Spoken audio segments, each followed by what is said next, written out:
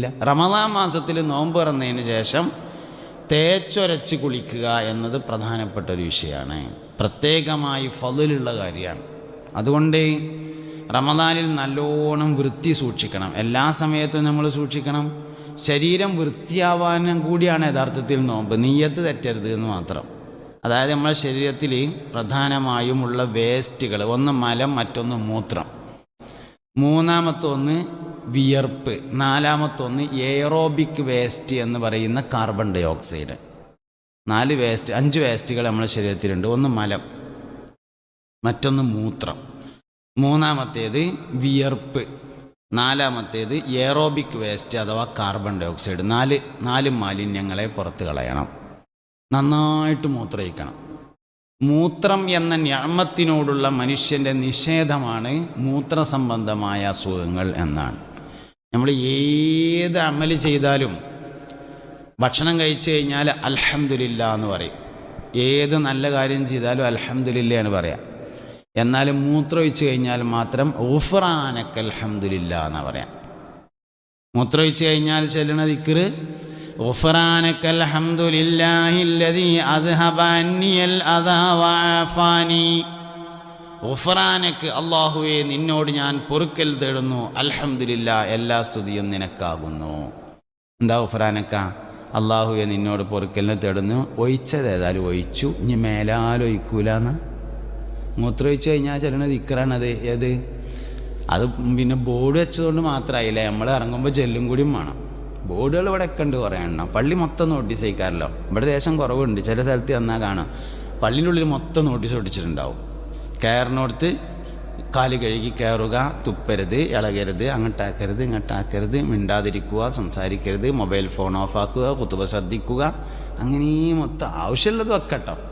ആവശ്യമുള്ളത് ഇപ്പോൾ ഒതുണ്ടാക്കി കഴിഞ്ഞതിന് ശേഷമുള്ള ദിക്ർ ചിലപ്പോൾ എല്ലാവർക്കും കാണാതെ അറിയില്ല. അപ്പം അതൊന്ന് വെച്ചാൽ നല്ല തന്നെയാണ്. അഷ്ഹദു അൻ ലാ ഇലാഹ ഇല്ലല്ലാഹു വഹ്ദഹു ലാ ശരീക ലഹു വഅഷ്ഹദു അന്ന മുഹമ്മദൻ അബ്ദുഹു വറസൂലുഹു അല്ലാഹുമ്മ ഇജ്അൽനി മിനത് തവ്വാബീന വജ്അൽനി മിനൽ മുതതഹിരീന വജ്അൽനി മിൻ ഇബാദികസ് സ്വാലിഹീൻ. ചിലപ്പോൾ എല്ലാവർക്കും കിട്ടിക്കോണമെന്നില്ല. അതൊന്ന് വെച്ചാൽ നന്നായി. വർത്തമാനം സംസാരിക്കാതിരിക്കണമെന്ന് ബോർഡില്ലായിട്ട് വർത്തമാനം പറയണമെന്ന് ഞങ്ങളെ വിചാരം. അതൊന്നല്ല. ബോർഡ് ഉണ്ടായതുകൊണ്ടും ഉണ്ടായിരിക്കില്ല. അത് ബോധമാണ്. മനുഷ്യന്മാർക്കൊരു ബോധം വേണം, എന്നാൽ ഉണ്ടായിരിക്കും. അങ്ങനെയാണത്. അല്ലാതെ അത് നോട്ടീസിൻ്റെ പ്രശ്നമല്ല. അങ്ങനെ നമ്മൾ മൊത്തം നോട്ടീസ് ഒട്ടിക്കരുത്. ആവശ്യമാണെന്ന് തോന്നണേ ചില സംഗതി. ഈത്തിക്കാഫിൻ്റെ നിയ്യത്ത് ഉദാഹരണം, അത് ചിലപ്പോൾ നമ്മൾ ആ ബോർഡ് കാണുമ്പോൾ ഒന്ന് ഓർമ്മ വരും, ഈത്തിക്കാഫിൻ്റെ നിയ്യത്തൊക്കെ. അപ്പം അതൊരു ബോർഡ് നന്നാവും. പള്ളിക്ക് കയറുമ്പോൾ ഉള്ളത്, പള്ളിയിൽ നിന്ന് ഇറങ്ങുമ്പോൾ ഉള്ളത്, ഇങ്ങനെ അത്യാവശ്യമുള്ളതൊക്കെ വെക്കാം. ആവശ്യമില്ലാത്തത് ഇപ്പം ഷർത്തുകളും പറഞ്ഞതൊക്കെ ഇങ്ങനെ കൂടി വരികയാണ്. അതിൽ പെട്ടതാണ് ഇപ്പോൾ മൊബൈൽ ഫോൺ ഓഫ് ചെയ്യുക എന്നൊക്കെ പറഞ്ഞിട്ടുള്ള സംഗതി. അതിപ്പോൾ ഓഫ് ആക്കണോന് അത് ബോർഡില്ലാതെ ഓഫാക്കും. ഓഫാക്കാത്തവൻ്റെ മൊബൈൽ വെള്ളിയാഴ്ച ജുമാൻ്റെ അടുത്ത് അടിക്കും. വെള്ളിയാഴ്ച ജുമാൻ്റെ അടുത്ത് അടിക്കലുണ്ട് മൊബൈൽ. അത് ബോർഡില്ലായിട്ടാണ്. ബോർഡ് വേറെ. അപ്പം എന്തേ പറഞ്ഞു എന്നറിയങ്ങൾ? ബോർഡ് വെച്ചതുകൊണ്ട് കാര്യമില്ല, ചെല്ലണം. മൂത്രപ്പെരയുന്നുണ്ട് ഇറങ്ങുമ്പോൾ എന്ത് ചെല്ലണം? ഗുഫ്റാനക, അല്ലാഹുവേ നിന്നോട് ഞാൻ പൊറുക്കലിനെ തേടുന്നു, അൽഹംദുലില്ലാ എല്ലാ സ്തുതികളും അല്ലാഹുവിനാണ്. അദ്ഹബ അന്നിയൽ അദാ വഅഫാനി, ബുദ്ധിമുട്ടി എന്നിൽ നിന്നവൻ ഇല്ലാതെയാക്കുകയും എന്നെ സുഖമാക്കുകയും ചെയ്ത അല്ലാഹുവിന് എല്ലാ സ്തുതികളും. എന്തിനാണ് ഇവിടെ മാത്രം ഹംദിൻ്റെ മുമ്പ് ഒരു ഗുഫ്റാനക? വേറെ ഏതാണെങ്കിലും ഇപ്പോൾ ഭക്ഷണം കഴിച്ചു കഴിഞ്ഞാൽ അൽഹംദുലില്ലാഹ് ആദ്യം. അൽഹംദുലില്ലാഹില്ലദീ അത്അമനി ഹാദാ വറസഖനി മിൻ ഗൈരി ഹൗലിൻ മിന്നി വലാ ഖുവ്വ. അവിടെ അൽഹംദുലില്ലാഹ് ആദ്യം. എന്തിനാ മൂത്രമൊഴിക്കുകയും കക്കൂസ് പോവുകയും ചെയ്യുമ്പോൾ മാത്രമേ ഒരു ഗുഫ്റാനക? മൂത്രമൊഴിക്കുക എന്നുള്ളതാണ് അല്ലാഹു സുബ്ഹാനഹു വ തആല നമുക്ക് ചെയ്തെന്ന ഏറ്റവും വലിയൊരു നിഅമത്ത്. അതൊരു തുള്ളി മൂത്രമാണ് പോകാതിരുന്ന് നോക്കണം. അപ്പം അറിയാം. 3 കോടി ഉറുപ്പ്യൻ്റെ മെഷീൻ വെച്ചാലും മൂത്രം ഉണ്ടാക്കാൻ പറ്റൂല. ഡയാലിസിസ് ചെയ്യാന്ന് പറഞ്ഞാൽ മൂത്രം ഉണ്ടാക്കല്ല. നമ്മളെ രക്തം കേടുവന്ന രക്തം ഒരു മെഷീൻ്റെ ഉള്ളിൽ കൂടെ കയറി അതിൽ നിന്ന് നീരുകളെയും ദുഷിച്ച വസ്തുക്കളെയും നീക്കം ചെയ്ത് ശരീരത്തിലേക്ക് രണ്ടാമത് കൊടുക്കുകയാണ്. അല്ലാതെ മൂത്രം ഉണ്ടാക്കുന്ന പരിപാടിയല്ല. മൂത്രം ഉണ്ടാക്കാൻ അള്ളാഹ് തന്ന ആ മെഷീൻ തന്നെ ഉള്ളൂ, വേറൊരു മെഷീനും നിലവിലില്ല. എന്നാൽ രാത്രി 1 മണിക്ക് മൂത്രമൊഴിക്കാൻ മുട്ടി നമ്മളെന്താ പറയുക, പണ്ടാറക്കഞ്ഞിപ്പോൾ മൂത്രമൊഴിക്കാനും മുട്ടുണ്ട്, ഇപ്പം നീച്ചുമാണല്ലോ എന്നാ. എന്താ കാര്യം? രാത്രി 1 മണിക്ക് വന്നാൽ ഒരു 5000 ഉറുപ്പ്യ തരാമെന്ന് ഒരാൾ നമ്മളോട് പറഞ്ഞു എന്ന് വിചാരിക്കുക. മൊബൈലിൽ അലാറം വെച്ചിട്ട് പോകും 1 മണിക്ക്. എന്നാൽ രാത്രി 1 മണിക്കൊന്ന് മൂത്രമൊഴിക്കണമെന്ന് മുട്ടി അങ്ങനെ ഉണ്ടാവും. ഈ ഒലക്ക നാളെ രാത്രി വെള്ളം കുടിക്കൂല. എന്താ കാരണം? മൂത്രം ഞമ്മക്കൊരു നിയമത്തായി തോന്നിയിട്ടില്ല. 5000 ഉറുപ്പ്യ നമുക്ക് വലിയ നിയമത്താണ്, മൂത്ര നിയമത്തല്ല. ഇതാണ് പ്രശ്നം. അള്ളാഹു സുബ്ഹാനഹു വ തആല നമുക്ക് ചെയ്തിരുന്ന വലിയൊരു നിയമത്താണ് മൂത്രമൊഴിക്കൽ. ഈ നിയമത്തിൻ്റെ നിഷേധമാണ് യഥാർത്ഥത്തിൽ മൂത്രവുമായി ബന്ധപ്പെട്ട പ്രശ്നങ്ങൾ എന്നാണ്. അതുകൊണ്ട് ഗുഫ്റാനക്ക് പടച്ചോനെ ഇങ്ങനൊന്നും ഞാൻ മനസ്സിലാക്കിയിട്ടില്ല, എനിക്ക് പുറത്തു തരണേ. അൽഹംദുലില്ലാഹ്. മനുഷ്യൻ നിഷേധിക്കുന്ന നിയമത്തുകളിലെ ഏറ്റവും വലിയ നിയമത്താണ് മൂത്രമൊഴിക്കുക എന്ന നിയമത്ത് എന്നാണ്. അപ്പം എന്തേ പറയാൻ കാരണം? 4 മാലിന്യങ്ങളിൽ നിന്നാണ് മനുഷ്യൻ ശുദ്ധിയാവേണ്ടത്. ഒന്നാമത്തേത് മൂത്രം, രണ്ടാമത്തേത് മലം, മൂന്നാമത്തേത് വിയർപ്പ്. നോമ്പ് കൊണ്ട് വിയർപ്പ് നന്നായിട്ട് ശുദ്ധിയാവും. വൈകുന്നേരം ആകുമ്പോൾ നന്നായിട്ട് വിയർക്കും. ആമാശയം കാലിയായാൽ വിയർപ്പ് കൂടുതലുണ്ടാവും. ശരീരത്തിൻ്റെ ഉള്ളിൽ നിന്ന് മോശമായ സാധനങ്ങളൊക്കെ പുറത്തേക്ക് പോകും.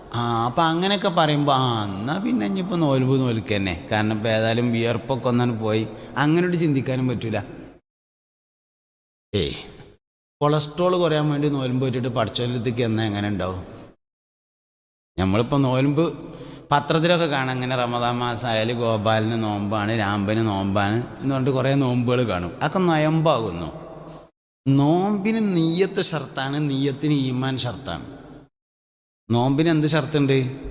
നിയ്യത്ത് നോമ്പിൻ്റെ ഏറ്റവും പ്രധാനപ്പെട്ട ഫറളാണ്, നിബന്ധനയാണ്.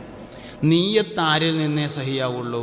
മുഅ്മിനായ മനുഷ്യരിൽ നിന്ന് മാത്രമേ നിയ്യത്ത് സഹിയാവുള്ളൂ. അപ്പോൾ ഓൽക്ക് നോമ്പൊരുക്കാൻ കഴിയില്ല, നോമ്പൊരുക്കാൻ ഞമ്മക്കേ കഴിയുള്ളൂ. നിയ്യത്ത് നിബന്ധനയാണ്. നിയ്യത്ത് തെറ്റരുത്. ഇപ്പോൾ ഒരു മോലിയർ ഇങ്ങനെ ഒരു ഓഡിറ്റോറിയത്തിൽ വയത് അറിയണമെന്ന് വിചാരിക്കുക. നോമ്പും ആരോഗ്യശാസ്ത്രവും എന്നാണ് വിഷയം. വേറൊരു മൂലയിൽ അപ്പുറത്ത് വേറൊരു ഓഡിറ്റോറിയത്തിൽ നോമ്പും റയ്യാൻ എന്ന സ്വർഗത്തിൻ്റെ വാതിലും എന്നാണ് വയലുതരണതെന്ന് കരുതുക. എന്നാൽ നമ്മളെന്ത് വിചാരിക്കും? ആ നോമ്പും ആരോഗ്യം ഭരണ വയലിനൊന്ന് പോവുക, അതാണ് ഇപ്പോൾ കേൾക്കേണ്ടത് എന്നാണ്. ആഖിറത്തിൻ്റെ കാര്യമൊക്കെ ദുന്യാവിന് വേണ്ടി ചെയ്യാൻ പറ്റിയാൽ ഭയങ്കര ഉഷാറാവും നമ്മൾ. നിസ്കാരം യോഗയാക്കുക. യോഗക്കൊക്കെ പോലെ തുടങ്ങിയതിൻ്റെ ശേഷം അപ്പോൾ നിസ്കാരത്തിലൊക്കെ ഭയങ്കര കോൺസെൻട്രേഷൻ കിട്ടുന്നുണ്ട്. ഇങ്ങനെയൊക്കെയാണ് നിസ്കാരം യോഗയാക്കുക. നോമ്പിനെ നമ്മൾ പിന്നെ വേറെന്തൊക്കെയാക്കി മാറ്റുക. ഇങ്ങനെയൊക്കെയാണ് നമ്മളെ പരിപാടികൾ. അപ്പോൾ അതുകൊണ്ട് നിയ്യത്ത് തെറ്റരുത്. സംഗതി ഇതുകൊണ്ടാണ് ഉണ്ടാവും. സംഗതി നോമ്പുകൊണ്ട് ശരീരത്തിൽ നിന്ന് വിയർപ്പ് ധാരാളമായി പുറത്തേക്ക് പോകുന്നുള്ളതൊരു യാഥാർത്ഥ്യമാണ് വൈകുന്നേരമാകുമ്പോൾ. അതുകൊണ്ട് നോമ്പ് തുറന്നതിന് ശേഷം നന്നായിട്ട് തേച്ചരച്ചിട്ട് കുളിക്കൽ നല്ലതാണ്. പള്ള ബൂന്നാക്കിയിട്ടല്ല കേട്ടോ, അത്യാവശ്യം ചെറിയ നോമ്പ് തുറ എന്ന ഭക്ഷണം കഴിച്ചതിന് ശേഷം കുളിച്ചിട്ട് പിന്നെ ഭക്ഷണം കഴിക്കുകയാണ് വേണ്ടത്. പള്ളക്കൂടി ഇങ്ങനെ ഫുള്ളാക്കിയതിന് ശേഷം കുളിക്കാനൊന്നും പറ്റില്ല. നോമ്പ് തുറ എന്ന കർമ്മം നടത്തിയതിന് ശേഷം നന്നായിട്ട് വെള്ളമൊഴിച്ച് തേച്ചൊരച്ച് കുളിച്ചതിന് ശേഷം ശരീരം വൃത്തിയാവണം, വസ്ത്രം വൃത്തിയാവണം, നമ്മളെപ്പോഴും വൃത്തിയുള്ള ആളുകളായി മാറണം. അപ്പോൾ ശരീരത്തിൻ്റെ വൃത്തി നോമ്പുമായി വളരെ ബന്ധമുണ്ട്. അപ്പോൾ ഒന്നാമത്തേത് ശാരീരികമായ വൃത്തിയാണ്. രണ്ടാമത്തേത് അവയവങ്ങൾ തെറ്റിൽ നിന്ന് ശുദ്ധിയായിരിക്കുക. അതാണ് രണ്ടാമത്തെ ശുദ്ധി എന്ന് പറഞ്ഞത്. ശരീരത്തിൻ്റെ അഅ്ളാഉകൾ മോശമായ കാര്യങ്ങളിൽ നിന്ന് ശുദ്ധിയായിരിക്കലാണ് രണ്ടാമത്തത്. ഇങ്ങോട്ട് നോക്കി നിങ്ങൾ നോക്കുന്നുണ്ടോ എന്നുള്ളതാണ് വിഷയം. അപ്പം ഇങ്ങനെ നോക്കിയാൽ ഞാൻ അങ്ങനെ പറഞ്ഞുകൊണ്ടിരിക്കും. നോട്ടം എടുക്കലും പോയാൽ ഞാനും എടുക്കും. ഒരു യാനബിയൊക്കെ ചെല്ലുക എല്ലാവരും. യാനബി സലാം അലൈക്കും, യാ റസൂൽ സലാം അലൈക്കും, യാ ഹബീബ് സലാം അലൈക്കും, സ്വലവാത്തുല്ലാഹി അലൈക്കും, أشرق البدر علينا واختفت منه البدور مثل حسنك ما رأينا قط يا وجه السرور يا نبي سلام عليكم يا رسول سلام عليكم يا حبيب سلام عليكم صلوات الله عليكم. രണ്ടാമത്തത് അഅ്ളാഉകൾ, ജവാരിഹുകൾ, അവയവങ്ങൾ തെറ്റുകളിൽ നിന്ന് ശുദ്ധിയായിരിക്കണം. മോശപ്പെട്ട സാധനം കാണാതിരിക്കുക, മോശപ്പെട്ടത് കേൾക്കാതിരിക്കുക, മോശപ്പെട്ടതിലേക്ക് പോകാതിരിക്കുക. ഗീബത്ത് പറയാൻ പാടില്ല. ഗീബത്ത് കേൾക്കാൻ പാടുണ്ടോ? ആവില്ല. ഗീബത്ത് പറയാൻ പാടില്ല എന്നുള്ളത് ശരി തന്നെയാണ്.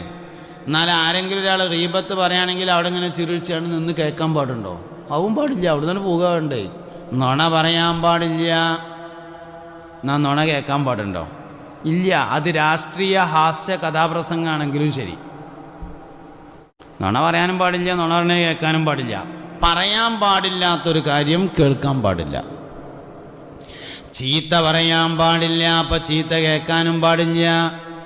ലൈസൽ മുഅ്മിനു ബിത്ത്ആനി വലൽ ലആനി വലൽ ഫാഹിഷി വലൽ ബദീ ഹബീബുനാ റസൂലുള്ളാഹി. ലൈസൽ മുഅ്മിനു, മുഅ്മിനായ മനുഷ്യനല്ല, ബിത്ത്ആനി, കുത്തുവാക്കുകൾ പറയുകയില്ല, വേറെ മനുഷ്യന്മാരെ മേത്തുകൊള്ളുന്ന വർത്താനം പറയില്ല. വലൽ ലആനി, ശപിക്കുകയുമില്ല, പണ്ടാറക്കാലം ചത്തുപോട്ടേന്ന് മൂമിയും പറയില്ല, ശപിക്കുകയില്ല. വലൽ ഫാഹിഷി വലൽ ബദീ, മോശമായ കാര്യം പ്രവർത്തിക്കുകയോ മോശമായത് പറയുകയോ ഇല്ല. മുഅ്മിനായ മനുഷ്യൻ അരക്കെന്ന് കീഴ്പ്പെട്ടുള്ള വർത്താനം പറയില്ല. ഒരു മുഅ്മിൻ പറയണ വർത്താനമല്ല അത്. അപ്പോൾ പറയാൻ പാടില്ല. എന്നാൽ വേറെ ആരെങ്കിലും പറയുകയാണെങ്കിൽ കേൾക്കാൻ പാടുണ്ടോ?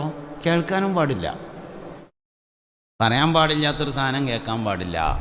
ഇതന്നെ അൽ ഐനാനി സിനാഹുമാ അന്നദറു ഹബീബുനാ റസൂലുള്ളാഹി സല്ലല്ലാഹു അലൈഹി വസല്ലം. റമളാൻ മാസമാണല്ലോ. റമളാൻ എന്ന് പറഞ്ഞാൽ അതിൻ്റെ അർത്ഥം കരിച്ചു കളയുന്ന മാസം എന്നാണ്. അതൊരു ശുദ്ധിയാക്കലാണ്, കരിക്കൽ, റേഡിയേഷൻ.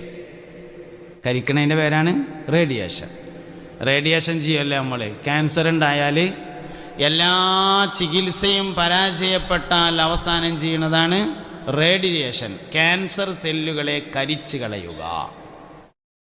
റമളാൻ റേഡിയേഷൻ്റെ മാസം, കരിക്കണ മാസം.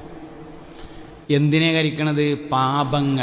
പാപങ്ങളെ കരിക്കണമെങ്കിൽ കരിക്കാൻ മാത്രം ആദ്യം നമ്മളടുത്ത് ഉണ്ട് എന്ന് തോന്നണ്ടേ. നമ്മളിപ്പോൾ ആരെങ്കിലും കൊന്നിക്കണോ? നമ്മളാരെങ്കിലും കൊന്നോ? നമ്മൾ വ്യഭിചരിച്ചോ? നമ്മൾ കള്ളുടിച്ചോ? നമ്മളെന്തെങ്കിലും ചെയ്തിക്കണോ? ഇല്ലല്ല. പിന്നെ ഇപ്പം എന്താ കരിക്കാൻ മാത്രമേ ഉള്ളൂ എന്നാണ് നമുക്ക് തോന്നുക. തെറ്റുകളിൽ വെച്ച് ഏറ്റവും വലിയ തെറ്റ് ഗഫലത്താണ്, അശ്രദ്ധയാകുന്നു എന്നാണ്. വാപ്പ കൂടെ ഉണ്ടെങ്കിൽ, നമ്മളിങ്ങനെ ബസ് സ്റ്റാൻഡിൽ നിൽക്കുകയെന്ന് വിചാരിക്കുക, കൊണ്ടോട്ടി ബസ് സ്റ്റാൻഡിൽ ഇങ്ങനെ നിൽക്കുകയാണെന്ന് വിചാരിക്കുക. അപ്പം ഇങ്ങനെ സിനിമ പോസ്റ്റർ ഒട്ടിച്ചിട്ടുണ്ട് ചോരുമ്മ. വാപ്പ ഒപ്പുണ്ടെങ്കിൽ പോസ്റ്ററുമൊക്കെ നോക്കാൻ കഴിയൂല, സിനിമ പോസ്റ്ററുമൊക്കെ നോക്കാൻ കഴിയൂല. എത്ര സ്ട്രോങ് ഉള്ള വാപ്പയായിട്ടും കാര്യമില്ല. മൂപ്പര് പെരയിലാണെങ്കിൽ നോക്കാതിരിക്കില്ല. വാപ്പ നല്ല സ്ട്രോങ് വാപ്പയാണ്, പക്ഷെ മൂപ്പര് എവിടെയുള്ളത്? പെരയിലാണ്.